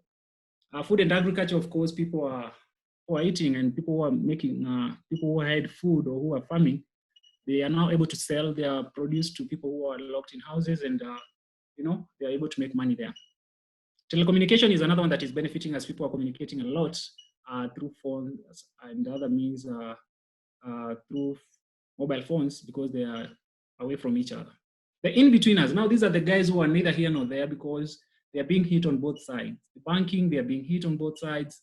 Healthcare, some people are fearing going to the hospitals, whereas still others want to go to the hospital because of the fear of the COVID. Manufacturing, they should be manufacturing products and selling because there is high demand, but again, you cannot open the manufacturing plant and have all your stuff in there because of COVID. So you are hit in two ways and you're left hanging. So those are the in-betweeners. And so what are the way forward? And how do we move from here? So for the economy, I think, again, we need a whole new session for this. There are four major things that are happening. There's the fiscal policies interventions, and I think Keldine mentions a few of them. So there's the expansionary fiscal policies, basically to try and make sure there's more money in the economy. So cutting taxes, what the government did, increasing government expenditure. We are yet to experience this. And then there's the cash transfers, which is the money that is being transferred to, like, they said they are giving youths in informal settlements money. I'm waiting to see how that one works out. And then there's monetary policies interventions. Again, this is about central bank and their ways. So they can reduce the interest rate, and they can lower their reserve requirements for banks. Again, these are topics that we'll discuss in another day in a different context. And then quantitative easing, a whole different topic on how central banks print money and issue to people. And then there's the debt interventions, which we are looking at in two ways at FI Consult. So we are looking at debt restructuring and how governments are going to negotiate for moratoriums on current debts, and also getting new debts. Already Kenya has received some, I think, 700 million from IMF to help us in the recovery process. And then there's a Marshall Plan for Health Recovery. This is now a proposal that has been floated by UNCTAD. UNCTAD is the United Nations Conference on Trade and Development. And these guys are saying we need like 500 billion to be disbursed in form of grants so that it helps in emergency health services and social relief programs across the world, but more specifically in the developing economies. So that is at the economy level. When you come down to the business level, and that's the topic for today, is what can we do, and what can be done to, to make sure that we survive COVID and we actually come out of it successful. So there are two approaches. The first one is to make sure that you're surviving. So when you faint, before we treat you, we have to make sure that you're breathing and you are there with us. So business continuity plans are just there to make sure that the business continues to breathe and continues to operate. And then there's business recovery strategies. Now this is about helping the business to now start growing and getting back to where it was before the crisis happened. So in terms of cash flows, in terms of our business continuity plans, the key thing is cash flows optimization, and that's what everyone is talking about. But you realize the conversation is larger than just paying rent and paying suppliers and paying your employees. There are the other issues that need to be ironed out within the organization for it to actually survive COVID. And the other things include risk management. What are the risks that you're exposed to as an organization right now? What are the operational challenges that you're facing that you need to change and restructure? How are you motivating your team to maintain their performance and also to ensure that they're still there to deliver to the clients? And that one has to be done as you go through COVID. You don't have to wait later because it might be too late. You might have lost all your best talent, or operations must have crumbled, and other things could have happened. On the other hand, in terms of business recovery strategies, we are looking at business model redesigning. Now, we talked about the business model being the whole process from how you get your inputs up to how you get your outputs to the clients and they pay you. So those processes need to be changed and to be realigned so that they fit into the new context of people, social distancing, people working from home, and all those kind of things. Business growth strategy realignment. This is now where we are looking at how can we plan our growth and relook into it in a more strategic and more focused manner, so that as we are being affected by COVID and our sector, probably we are in healthcare, what are the new dynamics that are coming out from COVID? If you are in transport and logistics, what are the new dynamics? If you are in retail, what are the new dynamics and how do we plan to grow our business? So we have to look into that. And of course, most businesses are suffering financially right now. So we need capital injection from external sources. This could be debt, could be equity, which is selling of shares in your company for money. And then it could also be grants that could be released by either governments or development finance institutions in form of relief funds. And then, of course, there's business recovery management. This is where you're managing your business, basically, on, as it recovers. As you change your strategy, as you change your model, as you get new capital. So how do you manage that process until the business now is very stable and running? So basically, that's the context of where we are coming from. And so narrowing down now on that point of cash flows optimization, which is basically what forms the topic for today, the SME financial management amid COVID-19. I think the key things to look at there are basically the last slide that I've already covered. And so the others are just basically background information. So the types of businesses in a crisis, the business crisis indicators, the the business crisis sequence, and how do you get out of the crisis, and then how do you make sure you have cash flows. Your cash flows are well optimized. Without much ado, I'll dive into the different types of businesses that we have in a crisis. In a crisis, you have three types of businesses. You have the thrivers, the survivors, and the walking deads. Thrivers might not be a real English word, but again, I'm a finance person, not necessarily a linguistic, so it works for us. And these are the guys who appreciate risk, and they prepare for it, and they have an established enterprise risk management strategy in place. So they're not caught by surprise by these kind of things like COVID. They already have some cash set aside somewhere, and that cash helps them to walk through these kind of challenges. They already probably put in place systems way in advance on how people can work remotely. And I saw this from Twitter. It is the wrong example to use in this context, but yeah, it's still an example. They already had put in place systems for people to work remotely. And right now they are saying their guys can work remotely forever. You don't have to go back to the business. So those are the thrivers, guys who foresee risk and plan for it. And then we have survivors, where most of us fall. Now, we know the business faces risk. We might have financial challenges, but we don't still save. We don't have a reserve fund. We have not established systems of working remotely or using cloud solutions for collaboration. We just used to sending emails to each other, and we have physical files in the office. Most guys are there. They know that solutions exist to the risk that they face, but they don't prepare for it. And they deal with the risk as they come. And that's why most of the people right now, most of the businesses, they are in the crisis mode. They have activated the crisis mode because they just survive. They know the risk would come, but they did not prepare for it. And then, of course, we have the walking deads. Now, these ones, we cannot help them. They do not proactively identify the risk the business faces, and they do not plan for it. And for them, they are just there for that check. They just pursue that the money, and once they get the money, they spend. And for these kind of guys, when a crisis like COVID comes, they are crushed and they die. So simply, these guys don't have a chance. They never get a second chance. So if you're an entrepreneur in this call, you need to classify yourself. Where are you? Are you a thriver? Are you a survivor? Or are you a walking dead? So, and I know most of us fall under the survivors. If you are walking dead, too bad. You might still need to be resurrected after COVID, but in a different business model and in a different entrepreneurial mindset. If you are a thriver, well and good, you continue with a good practice. If you are a survivor, too bad, not too bad, I mean, we can still help you and resuscitate you in the process. So, regardless of where you fall in the above three categories, how do you know that your business is in a crisis? So these are some of the things that you need to look at in your business for you to tell whether you are really there or you are headed into trouble. So if you find that you are running a business and the key positions, there's high turnover on the key positions, the big guys who know the secrets of the business are leaving, then probably that's a sign that you're not really doing well. There is something they have seen that is not really good in the business, especially if they keep going and they are at a high rate. If your stakeholders, and stakeholders could be your shareholders and other people that support your business, they start losing trust in you and they start distancing themselves from you, then you are headed to a crisis. And in this slide, we are basically talking of business crisis in the broader context, not necessarily COVID.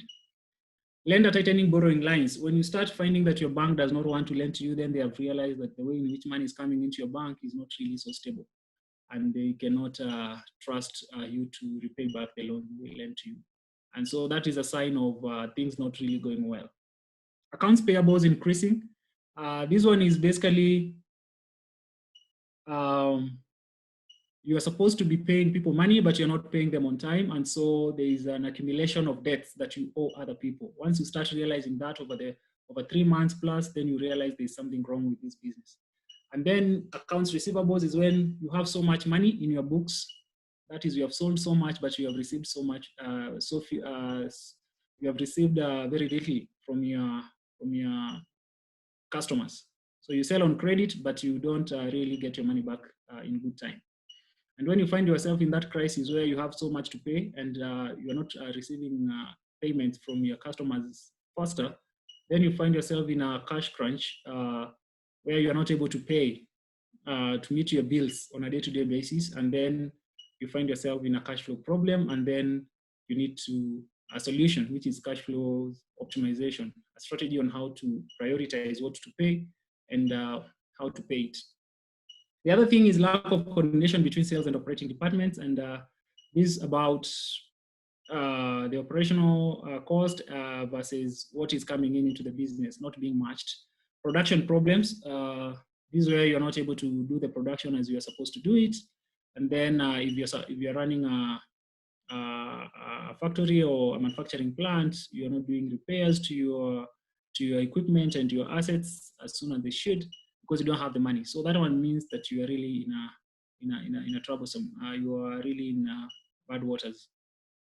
And then forecasts which depend on unrealistic home runs. So this is where you start now making your projections about your business and how it's going to perform based on some assumptions that are not really realistic. You're not really looking at the customers you have and the operations at hand. You're just guessing and trying to make some nice numbers out there. So once you start seeing these kind of things in your organization, you realize that you're headed into a crisis. And when a bigger crisis like COVID comes, then it easily can sweep you away. So these are some of the things to look at into your business. And even when you go back and try to see it, to look at how do I restructure my business? These are some of the areas that you need to check. So how does the business end up in a crisis and it ends up falling or dying, so to speak, in the context of COVID and out of COVID? So basically, there's a hidden crisis. So all these things that you have mentioned up here, they're happening in your business, but you're not really taking care of them. The hidden crisis for most businesses, especially the survivors and the walking deads, they'll just see them and they'll be just, they'll ignore them and they'll not do anything about them. That one will lead into the second stage of crisis denial. So once things start happening, and this we are talking about the month of February in the context of COVID. It is February or March, and people have started realizing that things are getting thick, and the world has started shutting down from other different parts. But we just explain the crisis away, and we just believe that's a Western thing, that's a Chinese problem, that's an Italy problem or Spain, and it is not going to affect us. So you get to that denial stage until now things start disintegrating, and you have the first cases of COVID in Kenya. You actually, even during the denial phase, that's where even the government allows the Chinese guys to, come. That's when the government allows the Chinese guys to just land in the country. And when they land, they don't really care about, the health of the people. They just allow them in, and then there you go. The whole crisis unleashes and people are sick. Disintegration is when people now start getting sick, and people start taking some actions to prevent it, social distancing, locking out Nairobi and other places. And then there's an optimism that this thing is going to go away in the next 2 weeks, in the next 1 month, in the next 3 months. Right now, they're telling us it's going up to next year. And if you're not well prepared as an economy and as a business, you end up in organizational collapse. That's where you are unable to take action, because there are so many people dying, businesses are falling, the spread is uncontrolled, and then you die. So for a business, if you did not prepare yourself well for these risks and manage them well, you might find yourself out of business. And so, how do we get out of the crisis? Again, it takes us back to the same things that I had mentioned earlier, and I don't want to waste a lot of time going through all these things. I'll just focus on one thing, which is cash flows optimization. The others, we can have different sessions to discuss them. And cash flows optimization is basically how do you manage your cash flows in the best way possible. Yes, baby, we can hear you. So cash flows optimization is basically about balancing between what needs to be done now, what is immediate and urgent, and what can be deferred to later. I had a spreadsheet that would take us through that, but again, in the interest of time, I won't open that spreadsheet. But generally, the rule of thumb is what must be paid for now is what is urgent. And this is the way we are looking at it. There are 4 key people that you have to look at, or 4 different elements in your business that you have to consider. You have your customers who give you money. So that takes care of your revenues. So you want to create a relationship with them. And then you have your staff, who are the people who actually do the business for you to earn money. And you have the suppliers who give you the inputs that you need to deliver value to the customers for them to pay. And these guys include your landlords, if you have an office or if you have a premise where you're working from. And so the question here really is, how do we prioritize? And who do we pay, who don't we pay? And people are working from home, so how do we balance these things so that everyone is happy? So the key thing there is communication. Everyone understands this is a global crisis, and everyone is having a hard time. So the first thing is your customers. Your customers, you must ensure that you have a good communication with them, because they're the people who are going to give you the cash that you need to pay other bills. All the other people will depend on your customers. So talking to your customers, understanding what they're doing, where they are, and what's going on is very, very important. And then aligning on when they should pay. Again, there is the general assumption that people have that you should always pressure people to pay you faster, and then you delay paying other people. Right now, everyone is applying that technique, and it is not going to help anyone. So the best thing is to be open and have an honest conversation with your customers. I understand your business is also hit, but I'm also depending on the money that you pay us for us to run our operation. So how can we structure that? Can you pay 50% or 70% of what you're supposed to pay, and then we can deal with the other costs much later, or we can defer the payment of the other fees later. The other thing is knowing which are the customers that give you the most of the revenues, the 80-20 rules, and focus on those who are bringing more revenues in. Focus your efforts there, collect that money for you to stay afloat. Now, when it comes to the expenses side, the first thing again is communicating with the employees and making sure that it is clear to them we are in a difficult time and you might not able be to take care of all the costs that are coming through the business, including your salaries. And so how do we structure that? Or the payments to some future dates, or do we cut it by half and then pay you later? Do we cut it and not pay the other cuts that we have made? So how do we deal with it? So basically, it's again communication and making sure that everyone understands where you are coming from and where you are headed as an organization. And that communication is very important because you need the morale of the employees to be high and up during this time so that they deliver to the customers. And for the recovery period, you'll also need them. So you still need to keep making sure that they are well motivated along the way. For the suppliers, again, is a matter of negotiation and communication again. I cannot be able to pay the full amount for the supplies that you supply me. Can you have a payment structure? And I know you are depending on the money that I pay you for you also to run your business, which is also not doing so well right now. So can we have a structured way in which I can pay part of what I should be paying you? That's also very important. In terms of rent for the landlords, again, these are negotiation, men, and especially the landlords, those ones can wait. You can tell them, man, I don't have the money to pay the rent because I'm not making any money. And you can negotiate for a way in which you are going to actually later on pay the money that you owe them. And so everything around cash flow optimization is a matter of communication first, and then prioritization, looking at what are the core costs that we must incur.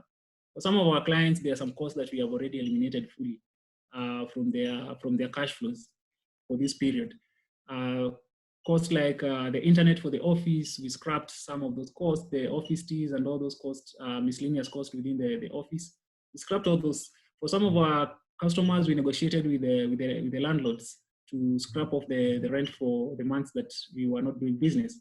And for others, we are looking at strategies of postponing that rent so that they don't actually miss out on the full amount of rent that they were supposed to earn. So different things will apply for different people, and it's just a matter of communication. Again, sounds funny that it's finance, but we are going back to communication, but that's the key thing. You have to talk to people for people to understand your situation, and then they'll be able to help you. So thank you very much for your time. I'm sorry for talking too much and for too long, but I hope you have gotten a thing or two.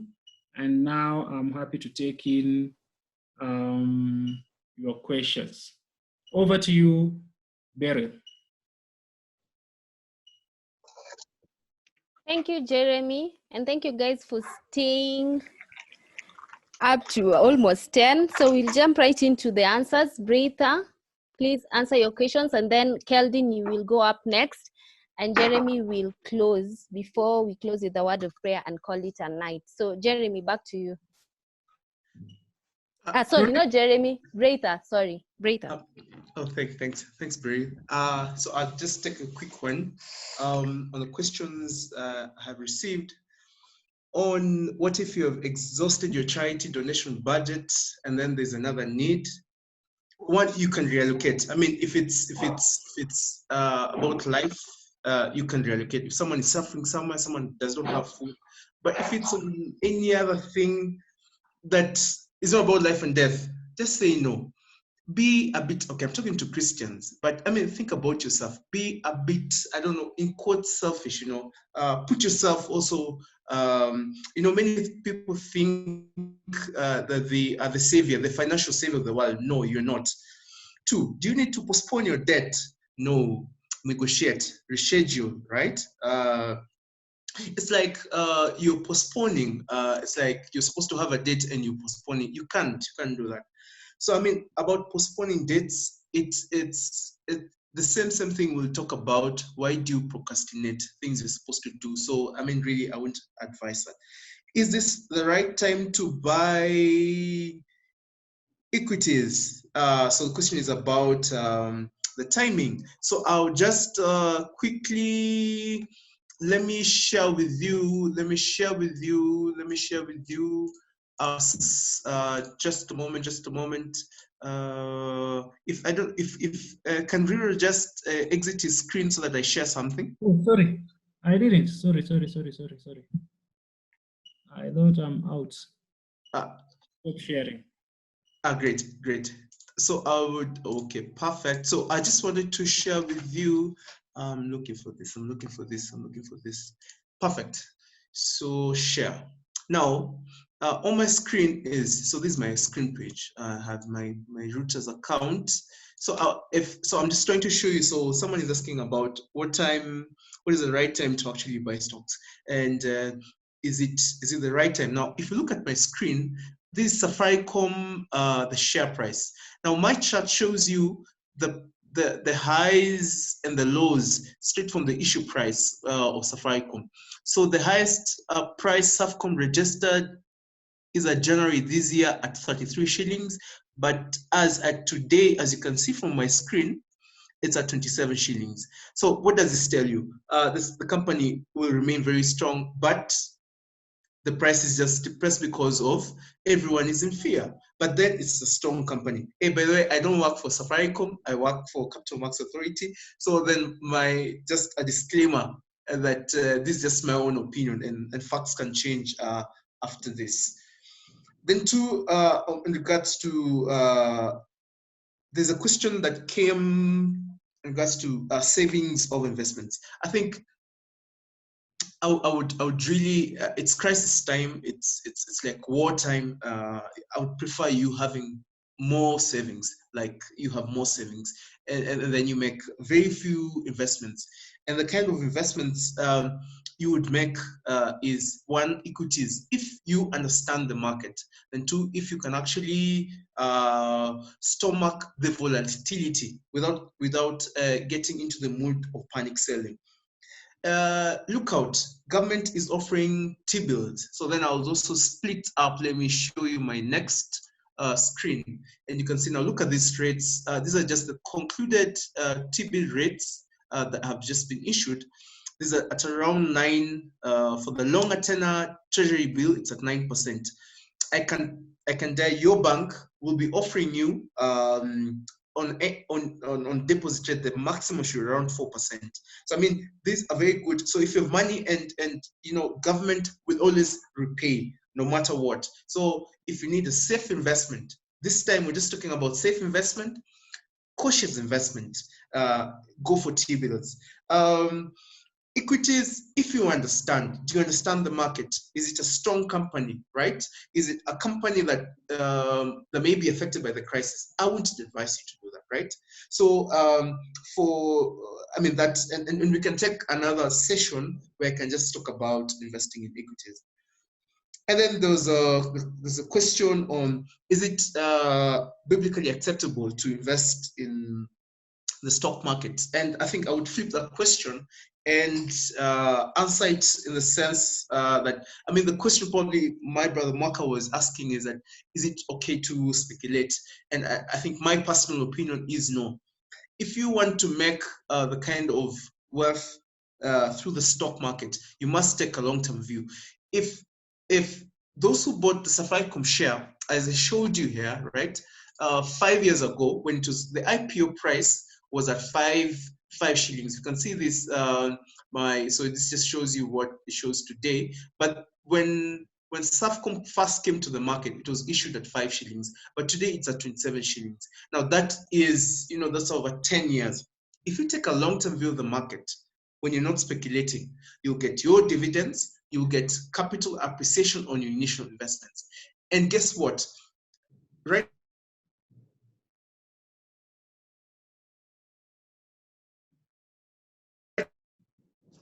now, you can feel if your is at 27 shillings times 100. So that means with 2,700 shillings, you can invest in the equities market. And finally, I want to just, there's this question I've seen, just give me, I've answered the issues of COVID. Then there's this question, for people in employment, which opportunities are there to put the passive income superior returns? So I've shared, if you, talk to a registered, a licensed broker, and then they can explain to you what equities, what equity investments are good at this time. Consider T-bills. Really, if you look throughout the world, Warren Buffett, Howard Marks, the top global investors have just issued their memos in annual shareholder, and you can see most of them are shifting to either holding cash, right, savings, and or lending to government, because they do not know how, if all businesses, for example, so for example, Warren Buffett has sold out his entire stake in airlines, for example. So, in a sense, that sums it up. From me to you, I just want to say thank you very much for having me. Hope to see you again. Over to Keldine. Thank you so much, Breitner. Keldine, Jeremy, could you please answer, and then Keldine? Okay, that's fine. Yeah, sure. I think there's a question on if people should take loans, and is it wise to start a business during this period? The first answer to the answer to the first question is basically is a yes and no. If your business is not stable and it does not have a proper way in which it's going to continue raising or getting cash inflows into the future, it's not advisable to get a loan, because you're just going to dig the hole deeper and you get into more problems. But again, that's why organizations like ourselves exist, to help you restructure your operations and get you in a position where you can access loans. So you can still access loans if your operations are well structured. In the question of is it wise to start a business during this period? Again, depends on the business that you're starting. There are businesses that are going to gain out of these new dynamics that is coming up. And then there are businesses that are going to lose big time. So you need to look at the sectors that are winning and be in those sectors. And I think it was part of my presentation with some of the sectors that are winning. If you're starting a business in the winning sectors, then you are safe. If you're starting a business in the losing sectors, then you'll be left behind with losses. So those are the short answers for businesses. But again, the other caution I would want to throw out there, don't start a business now that revolves around COVID. The most, sorry to use this word, foolish thing that you can do. You're going to lose out after COVID is over. Don't start a business that will just last up to December and then it's useless. Think long term, think things that are going to happen in the next 5 years, businesses that are going to stick around in the next, 4, 5, or 3 years. and then start a business that is sustainable. There is someone who asked about what are the post-COVID opportunities? What are the opportunities that are out there post-COVID? I think the opportunities, again, look at them in the context of business opportunities. And again, I go back to my previous answer of the sectors that are winning, that's where you want to be, that's where you want to play. So look for opportunities around those sectors and see how you can be a player there. It could be in healthcare, it could be in food and agriculture, it could be in e-commerce platforms, it could be in logistics and delivery. So look for those, and then you'll be safe. And someone was asking, can we buy shares or can we invest in Forex? I believe Breitner tried to answer the question on shares, so I won't repeat on that. Should we invest in Forex? Don't try investing in Forex if you're not well acquainted with the market. Forex market is the biggest market in the world, bigger than any other market, but never talked about so much. And there are people who have been playing in that market for years and years, and it's basically speculation. And there are people who actually go there to gamble, and they gamble with billions of dollars. So you there with your few coins, you might be wiped out without knowing. So unless you are good and you have learned how to trade in Forex, don't dare. You'll be scammed. You'll be scammed like the Bitcoin guys. And I think yeah, I've answered the questions that I saw. If there are any other questions, then I think we'll compile all the answers and we share with everyone that is asking the questions here. I think there's a form that is going on that is on the chat. Just put all your contacts there, and also leave your questions here so that we are able to respond on that. Back to you, Beryl. Thank you, Ted. Thank you, Jeremy. Keldine, please take over. Hi, Keldine. Hi, sorry. I had not unmuted. So I think there are many questions, but I'll just focus on a few, and then the rest, like Jeremy has said, we'll summarize the answers to the questions, and then we will share with you after this. Now, someone asked on the issue of moving the items and machineries and plants that are found in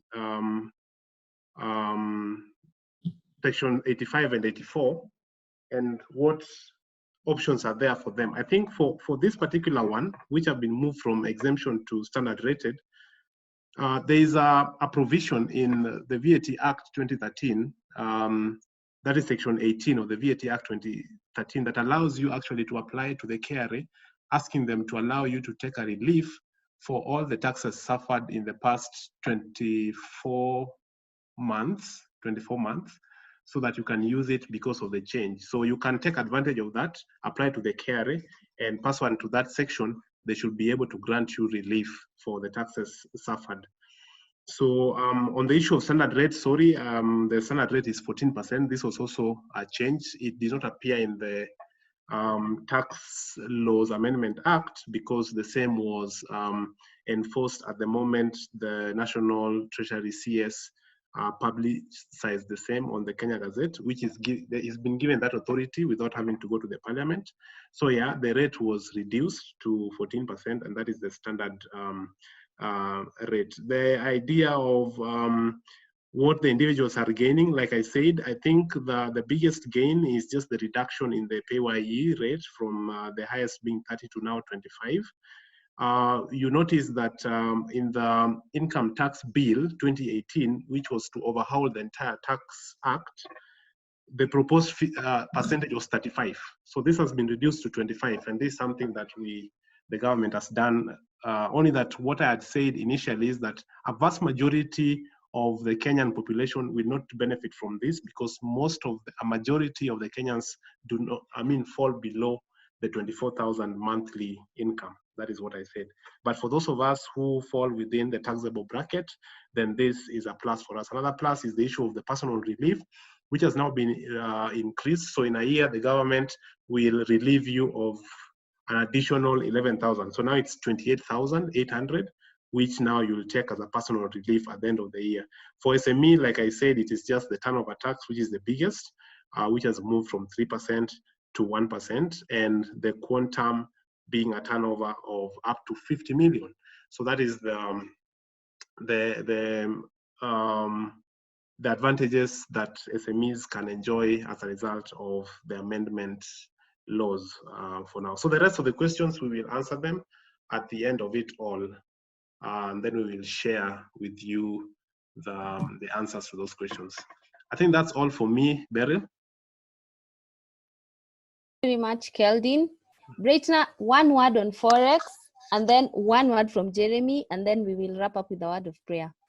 30 seconds, guys. 30 seconds. Now in Kenya, the billions of shillings lost through scams by people who masquerade to be Forex experts or running Forex businesses. Now, I work for the Capital Markets Authority, and the Capital Markets Authority has taken to court many of these players. So one, avoid anyone who sells to you what you call telling you that they will guarantee a return. That's a big fat lie. Two, we have licensed players. There's EGM markets or scope markets. Or if you want a professional investor to actually invest your money, right? We have Standard Investment Bank, which runs the Mansa FX fund for Forex investors, for retail, for any amount. So, I mean, the key thing, I think also during COVID, is to watch out for scams and be alert. For any questions, I'll leave my email. Let's get in touch. Let's speak. Thanks, Beryl. Welcome. Yes, Jeremy, 30 seconds. Very fast responding to Teddy. He is asking, how can one practically write that faith factor as a Christian, and of course stand with your employees? I would say let our faith and our actions be merged together, such that we want to keep you at work, but let's agree that we don't have money to keep paying you. So let's negotiate on how we are going to cut down your salary and then keep you for longer instead of letting you go. That's the short answer. The long answer will be in the response we'll give in the report we'll share with everyone. JB is talking about us getting a bilateral debt from China that is huge. And do you think debt relief is a better option at the moment? And how much, for how long should we seek? So this again is a deep question, but the short answer is we have no option. We just have to get the debt for us to get out of this situation, because we have no other sources of money. The other sources of money that we have could be, like I said, and we'll discuss in another context, is the government actually printing money. People don't like hearing that and don't understand how it works. But quantitative easing is simply the government printing money, and the money is supplied into the economy through treasury bonds and bills. Again, those are debt facilities.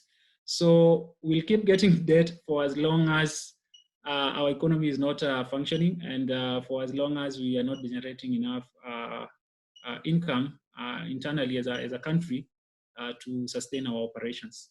It's a bad answer, but that's where we are right now. Over to you, Beryl. Thank you so much, everyone, for joining Covidnomics Simplified. Remember, this is an event sponsored by Leviton Tickets, a member of the DNM Group. Next month, the second week of June, likely our budget will be read, and if it is read on Tuesday and Wednesday, then we will meet here to talk about it. We also have a discussion on tech startups and why they are not working out for Kenya, so we will have experts join in the conversation. We would like to apologize for the people who could not make it, but we sent another link. Next time we will expand our house and room to add other people. May God bless you so much. Please join me in closing for a word of prayer. Shall we pray? Dear Lord, thank you for this opportunity, and thank you for this time, and thank you for our presenters and participants who joined in. We pray, Lord, that we may be able to use this information to better our lives, and we may also be kind to one another. And we pray for our employers and our colleagues and our businesses, Lord, that you may help us emerge victorious and come up with new and innovative methods to stay afloat. Bind us together with your cords of love until we meet again. It is in Jesus' name we pray and believe. Amen.